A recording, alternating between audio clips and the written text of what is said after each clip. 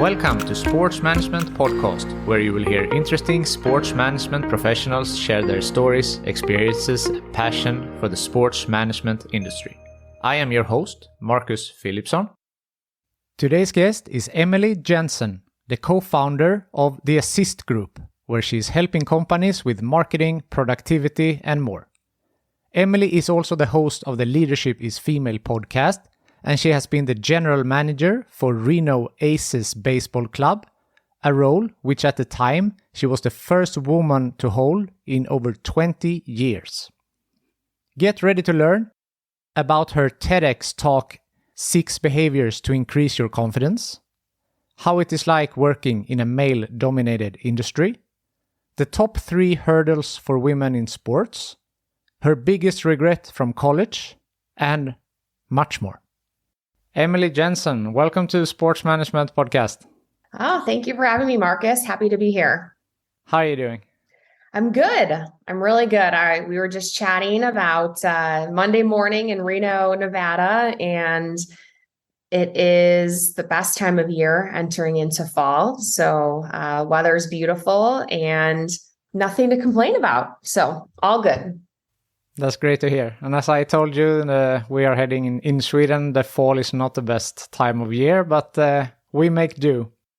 So you are a sports executive, marketeer, public speaker. You have your own podcast, Leadership is Female, and more. So how were you introduced to the sports industry? Sure. So like many people who work in sports, I played sports as a child, played everything. I had 2 brothers who really rooted the competitiveness inside of me. I think we were competing from the time we could know what competing was, whether it was playing basketball in the driveway or running bases in the front yard or sprinting to see who was the fastest. I think that competition started as a child. I played soccer, was my sport of choice, and I played for a little bit in college. And I was always interested in what the sports industry might have to offer. And I thought the only way to get there was through medicine. So I actually started college as with the intention to be a physical therapist. And I was a few weeks into biology and chemistry when I realized this is not how my brain works. I am much more creative and analytical. And what I found out was business minded rather than dedicated to the study of science. So I dropped a lot of classes. I still remained a full-time student and then had to pivot and sort of understand like how I could make that happen. And that's where I found advertising. So I studied advertising through university and was offered a full-time job with benefits and a salary at an advertising agency in Chicago. And I turned it down to take an internship with the Chicago Bulls in the NBA.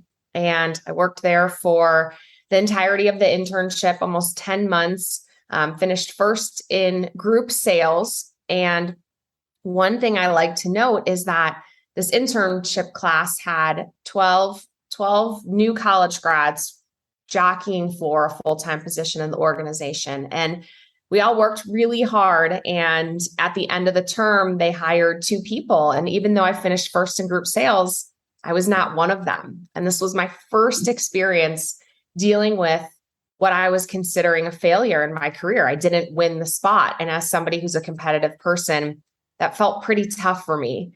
But I think that our careers sort of unfold for us in the right way. And I was able to land a position with a really big nonprofit in Chicago, where at 22 years old, I was meeting with executives, pitching them partnerships, pitching them events, sort of really stepping beyond the scope of what I might have thought I was capable of at 22 years old.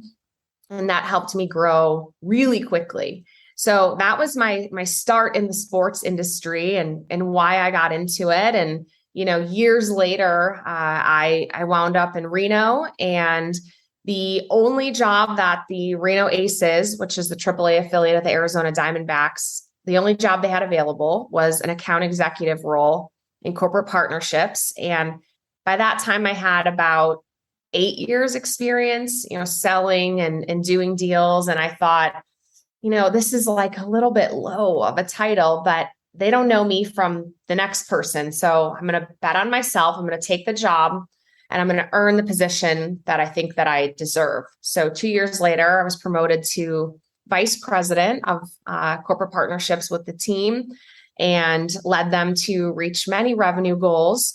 Left the team because I got married and my husband had an opportunity in Houston. When I landed in Houston, again, the career sort of helped me along the way get the next opportunity. I worked for Harris County Houston Sports Authority as a consultant and was able to be their sales director for a lot of major events in a huge city, which was another set of experiences for me to sort of add to my tool belt. And 2 years later, the Aces called and asked me to come back to be the general manager, which was amazing because taking that title made me the first female GM in AAA baseball in almost 20 years. So I said, yes, we moved back to Reno, and I had that title for almost 4 years when I left at the beginning of the year to pursue some other endeavors. So that's sort of the short version of a long, 16 years in this industry. That's fantastic. What a career. And It's not over yet. No, it's not. Some days I feel like I'm just getting started. That's fantastic.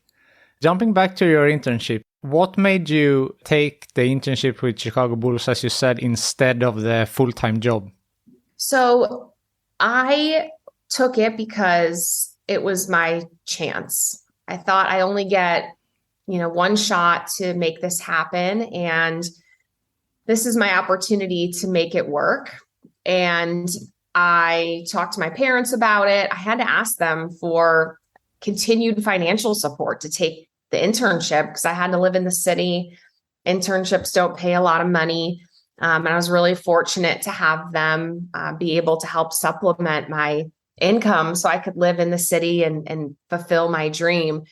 And it was sort of this place where taking the ad agency job was one path, taking the Bulls job was another. And I thought, where am I going to have regrets if I don't take the agency job or if I don't take the chance to work in sports? And I knew I would regret it if I didn't take the chance to work in sports. I'd probably be telling people today, oh, I had this chance to take an internship with the Bulls and I turned it down. And, here I am today. So I really wanted to bet on myself, and the Bulls was the way to go. And it paid off. It did. It did. And then moving on to Aces, as you mentioned, and you took a lower position, and then you were in charge of corporate sponsorships, and then ended up as the general manager, as you said, also the first in 20 years. And I think at that time you were one out of three maybe executives in the league. Can I be correct? Yeah, I think I don't remember the exact statistic. There were either three. Well, there were 6 female general managers in minor league baseball in totality. I was the only in AAA, which is the highest level of affiliation. But not too long later, I think it was within 2 years, there was another female GM named, and then another. So as I was leaving the Aces, there were 4 female GMs in AAA baseball, and that's only 30 teams in the country, or, if you expand, it's really the world. There's only 30 teams available for a GM spot, and 4 of them were held by women. So it's pretty cool. Do you think that the job that you did encouraged more women, or maybe opened, the door for, or opened the eyes to other teams to, believe in female GMs as well? I don't know if I'll take credit for it, but I hope so, indirectly. And that was one of the really key moments during my time as GM was baseball winter meetings of 2018 in Las Vegas, where all the teams convene, and it's executives from, at the time, there were 160 minor league baseball teams, Major League Baseball teams are also attending these meetings. And there is an event called Women in Baseball, and then Women in Baseball Leadership. And they had asked me to be part of a panel at that event and asked a bunch of questions about my experience. How did I get there?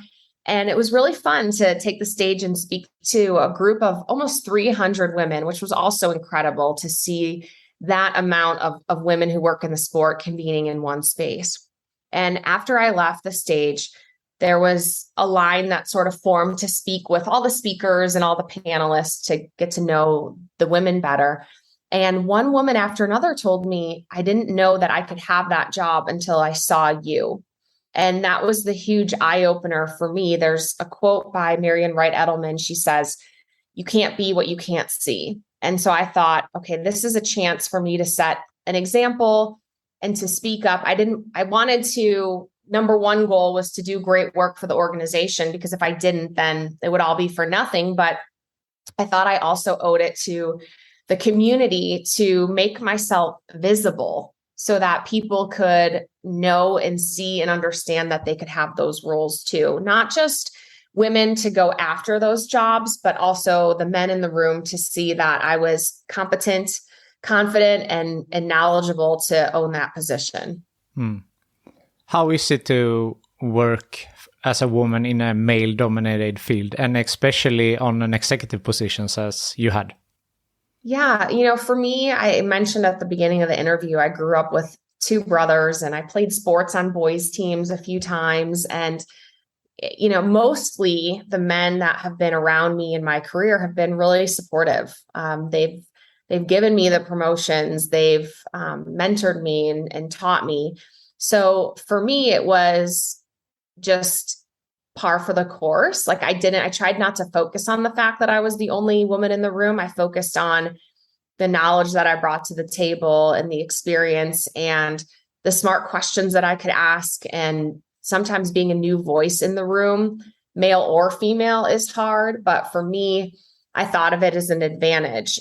If these individuals, I pay respect to all the experience that they have, but when there's a new person at the table, they can often bring a new perspective and new ideas that if you've been there for a long time, you might not see because you're so used to marching in one direction. So I really focused on my strengths and what I could bring to the group and to executive leadership versus the fact that I was the girl.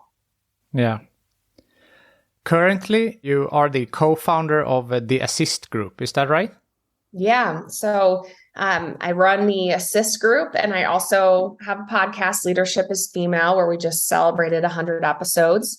But in my work, I do consulting. So I'm working with brands, teams, and nonprofits in 3 different segments, either corporate partnerships, the sponsorship arena, helping them to take sort of that 30,000 foot view and say, do I have the systems set up to be successful in the long term? Whether that's training, your internal documents, you're tracking your evaluations of how you are looking at your products. Are your rates correct?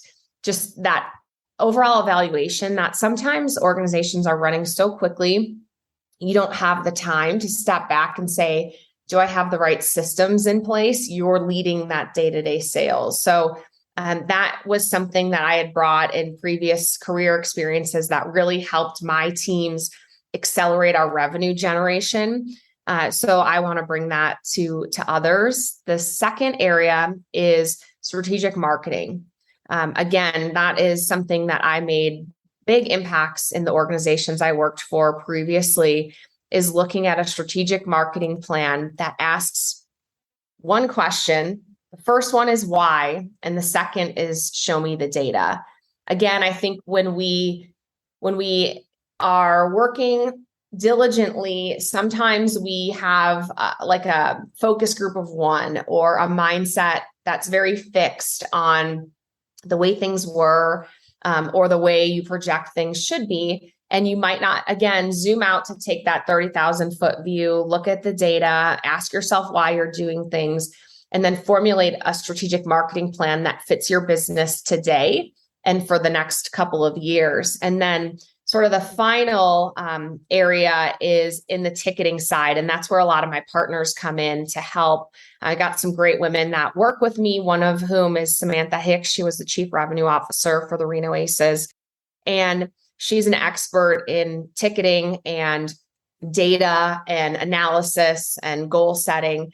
And again, those are areas that sometimes you just need the assist, which is where the group name came from is, hey, I need a little bit of help. I need an outside counsel. And so throughout these 3 units, we also focus a lot on the leadership skills that are necessary to lead partnerships, marketing, or ticketing, and help sort of formulate the operation around that as well, including meetings, which is where I think a lot of people struggle, is having effective meetings with their teams and with the individuals. So that's where the Assist group formed. And we've got a lot of great new business coming in this fall and in Q1. So we're excited to be able to help a broader group of organizations succeed.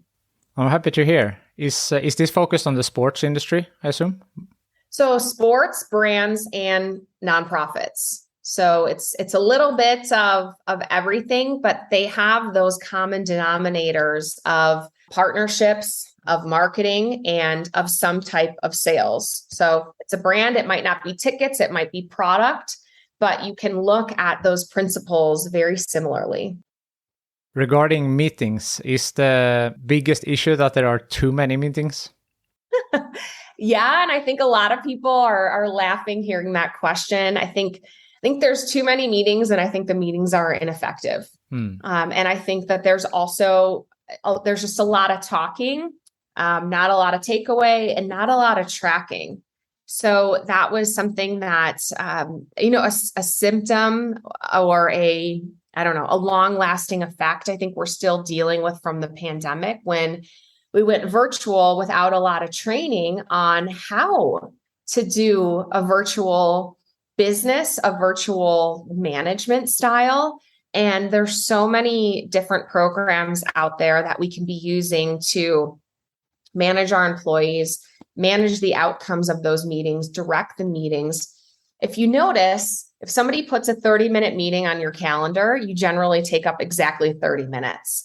If that person would have put an hour meeting on your calendar, you probably would have taken up exactly 60 minutes.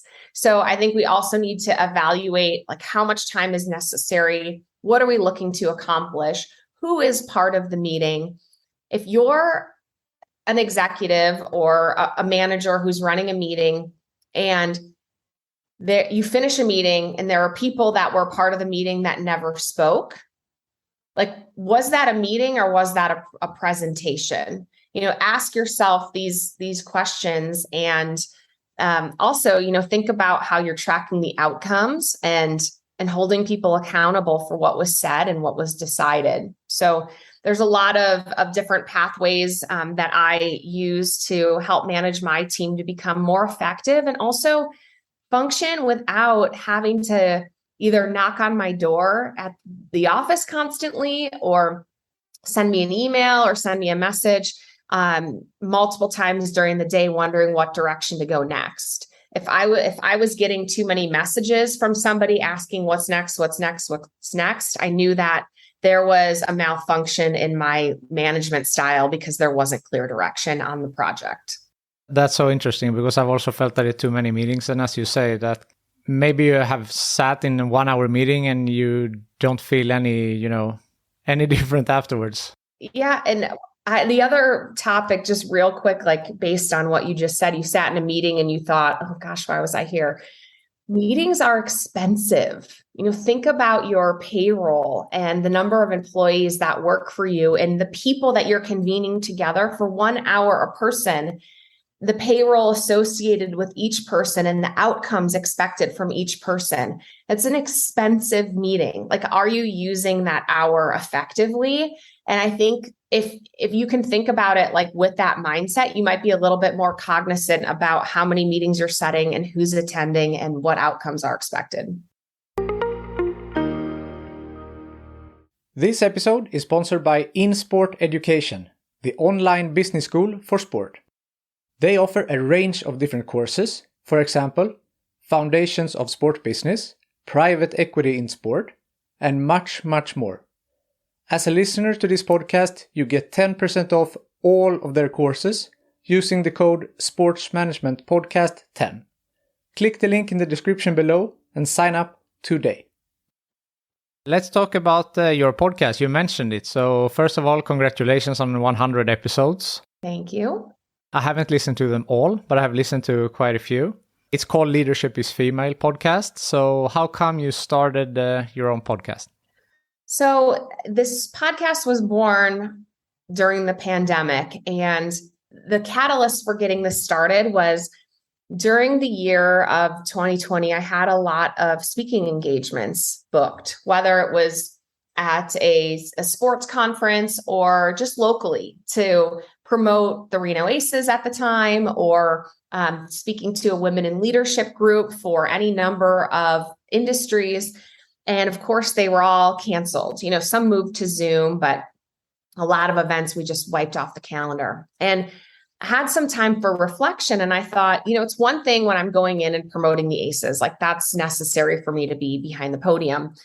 But there are so many women out there who are doing incredible things in this industry, in the sports industry. And I want to help share their voices too. I don't want to continue to tell my story over and over again.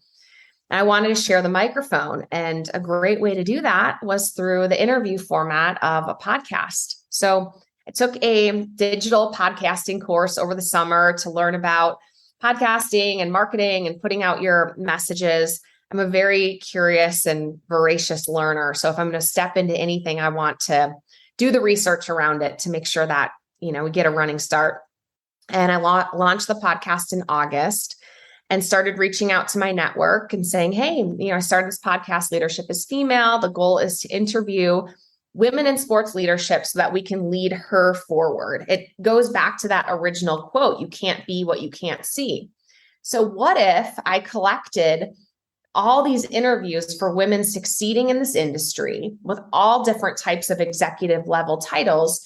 What impact could that have over time? If you heard from women all over the country who were in roles that you might seek to achieve one day in your career, or you're a leader who might not have a great network of women to bounce ideas off of or learn from, like it serves two purposes. Senior women who want to continue to hear new ideas, level up, hear from their peers, and be encouraged. And then also for a younger set of women who want to see what it is they could achieve one day, or sort of get the playbook. Like we talk about hurdles that have been overcome, mistakes that have been made, and what you learned. And if you listen and tune into this podcast, these women are very vulnerable in sharing the hurdles that they have overcome in their career, their success moments, their insights. It's like a cheat guide to getting to the next level. And I have about 25% of a male audience as well. And I always laugh and say, like, these are the smart guys. Like they're listening and understanding like a different level and unlocking a different level of what they can do to be the best employee, best executive, best business owner by hearing these stories from successful just people. So that's where the podcast was born. And it's been just an incredible journey over the last 2 years to get to expand my thoughts and horizons and circles, personally interviewing these people, and then also hearing from the listeners and the impact that the stories and interviews have had on their lives and careers. What have been some hurdles that the guests have shared with you? So, a lot of the hurdles we talk about are pretty common themes. I would say one is confidence or finding your voice. And when each woman sort of embodied their confidence, found their voice, understood who they were and what they were going after, that was like the tipping point in their career, because they learned how to speak up for themselves, communicate their ideas effectively, really show that they earn their seat at the table and then become a better leader through that example. I would say another one was like what we discussed earlier. Sometimes these women were the only women in the room, and understanding how to use that or how to overcome that circumstance and what that meant to them as an individual. And sort of each tip around that space has been unique. And then I would say the third most common is probably, women are the person who bear the children. So it's it can be a big hurdle. And we always laugh and say, we don't want to call our children hurdles, but it's certainly a hurdle in our career, having a child and figuring out like what's next when you have this tiny human to take care of, and how do you navigate that time in your life, and then how do you define what you want after you become a mother. And I think it's different for everybody, but there's been all sorts of conversations around maternity leaves and return to work and defining your career after having children. And so those have been really amazing conversations that I really don't think a lot of people are talking about publicly. So I've really enjoyed digging into that topic with my guests, so that even if you're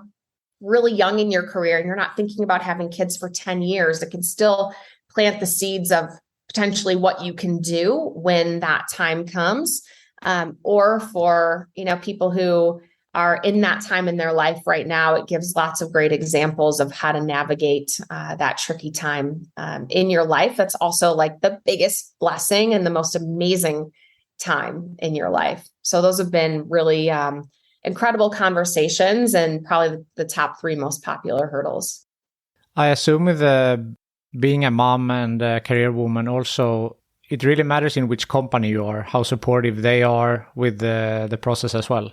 It does. It absolutely does. And I'm happy that a lot of companies are progressing in this space, but we're still not there yet in America. The minimum time for maternity leave right now in some companies, or maximum time, is 6 or 8 weeks, which is a very, very small amount of time for a mother to take care of an infant child and then also return to work after sometimes a major surgery, or that's a big thing to happen to your body, and then return to work in such a small amount of time when you still have a teeny tiny human who's dependent on you. So we have a lot of work to do in that space. And also, in America, many maternity leaves are unpaid. So that's a huge space to navigate as well. You might receive a certain percentage of your salary through an insurance premium for maybe 6 weeks of your maternity leave. And then if you decide to take 12 weeks off, you're going for another 6 weeks with no pay. And depending on the circumstances of your family, that may or may not be doable. But can you start childcare when the baby is 6 weeks old? And then that's an added expense. So there's a lot to navigate. And I think there's a long way to go for us to do better as a country and as organizations to support working moms. Yeah. You took me by surprise there. I was sure you were going to say months when you said 6 to 8. That's why I didn't know that it was that short. In Sweden, we have a different situations here. So I don't know exactly, but I think it's around a year at least. Mm-hmm. Yeah, I know. And I saw the shock on your face, and it is shocking. And I know that that's the way for a lot of countries in Europe and Canada. You have a year, and there's a whole subset industry in Canada for temp workers who employ for a year while a woman is out on maternity leave taking care of her baby. And so it's we have got a long way to go. You recently spoke at the TEDx Reno on the topic 6 behaviors to increase your confidence. Yeah. I listened to it the other day. It's 10 great minutes that I encourage everyone to listen to. But how come that you decided on this topic and to speak at TEDx? Yeah. So first, I'll talk about why I did TEDx. So I'm a big goal setter, and I think goals need to be big and audacious and be things that scare you so you can grow. And speaking on the TEDx stage with no notes, no PowerPoint, complete memorization of the speech was something beyond what I'd ever done. Every speech I'd given, I had notes and a PowerPoint, or I was talking on a topic that I had 20 or 30 minutes to discuss maybe something about my career or my circumstances. And it was easy, but to deliver a sort of a research-based, very formulated, pointed talk on the TEDx stage in Reno, which, by the way, the stage and the lighting and the sound and the AV was the same that was used at the Super Bowl the year prior. So this is a legit event. And so first I had to get accepted. So I submitted a proposal, and there's a few hundred people who submit proposals to talk on stage. They only pick 20. And I was chosen. And then you defend your topic, and then you go through this series of 3 different revisions where you're giving your talk in front of a committee, and they provide all this feedback. And so the whole thing is like a huge growth experience and challenge to even get to the stage. And so that was one of the main reasons I did it. The other reason was the opportunity to potentially share the key learnings from the Leadership is Female podcast to a larger, more expansive audience was very enticing for me. And I think as a podcast host, I owe it to my guests to try to expand their message and the time that they take to sit with me and share their voice. I owe it to them to try to reach a larger audience. So that was sort of the second reason why I did TEDx, was the hope that, okay, if I can write a good enough talk, then more people can hear about the podcast, can hear about the lessons that these women have taught. And then also more people are exposed to this awesome learning opportunity that the women provide on Leadership is Female. So that's why I did it. And the topic came from, as you discussed, or asked me what were the biggest hurdles women have encountered. And the first one was the confidence piece, and earning and growing that confident behavior in order for them to take their seat at the table, to be at the top and to really show up every day with excellence. Like, how do you do that? And as I started to dig into it more, I had all these amazing examples from the podcast on how the behaviors women did in order to increase their confidence.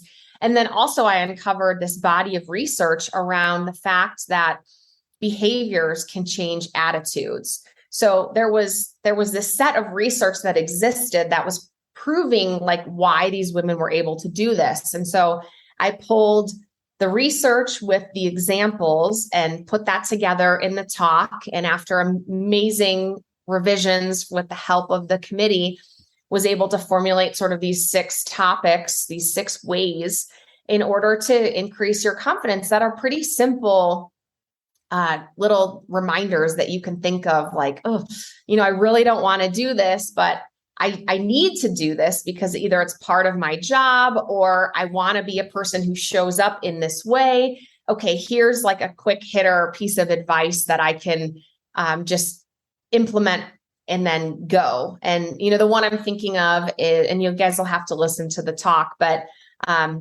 the countdown, the 3, 2, 1, go. Every time that I have not wanted to have a conversation with somebody, every time that I have not wanted to engage in conflict, first thing I thought was like, who am I and who do I want to become? How does that person behave? And all right, if I'm in this leadership position, like I can't be standing in the corner, like not having difficult conversations. So I would literally count myself in, just the same way that the countdown clock happens when you start a game, or the countdown clock happens to take that final shot, you can count yourself in. So I would literally say in my head, 3, 2, 1, go. And then start walking towards that conversation or start saying the things that I really didn't want to say. And once you start going, the momentum will keep you moving forward. So that's sort of how the talk adopted. And I'm just thrilled by how many views it's had. I just got a statistic last week that it was the number 2 talk in the world for those talks released in August. And there were 927 TEDx talks released in August, and mine was number 2. So it was pretty incredible. That's amazing. I will include the link, YouTube link in the show notes also if someone wants to check it out. Thanks. Yeah, on that topic, what would be your best advice for women who wants to break into the sports industry?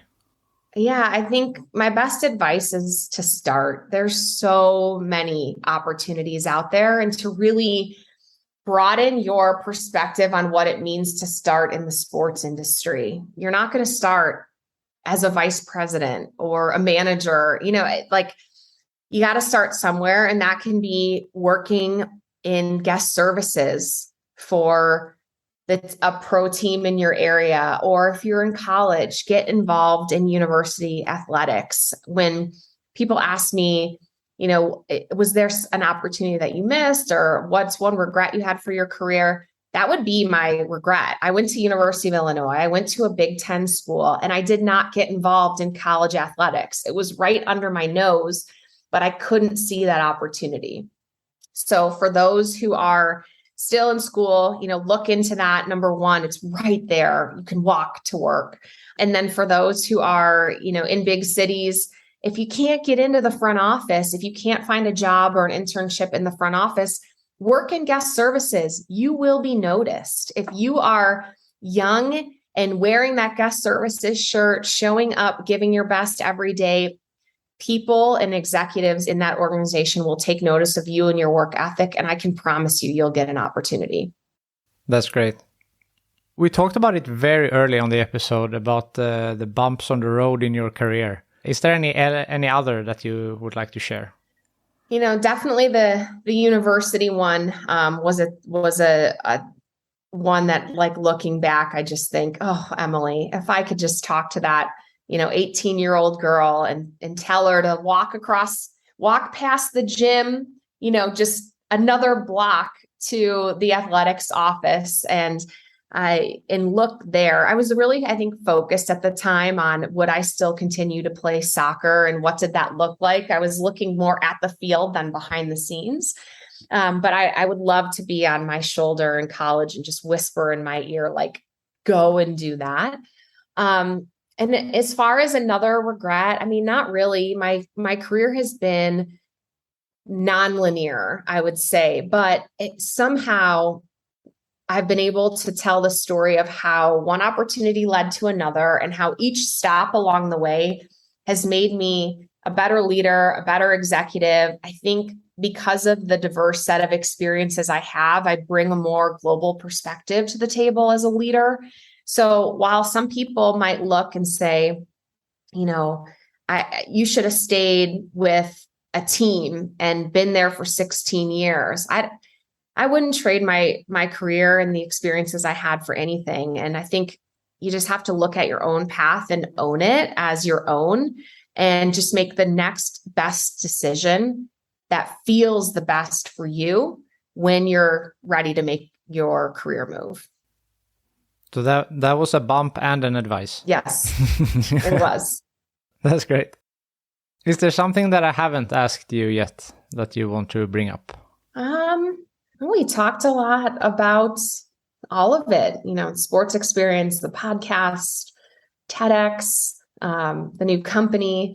It's been quite the ride. And as I stated, I feel like, I'm not even close to finished yet. So I'm excited for what's next and who I'll get to work with. And also just continue to elevate women in leadership and also elevate the the men, the allies who are supporting a diverse front office in this industry.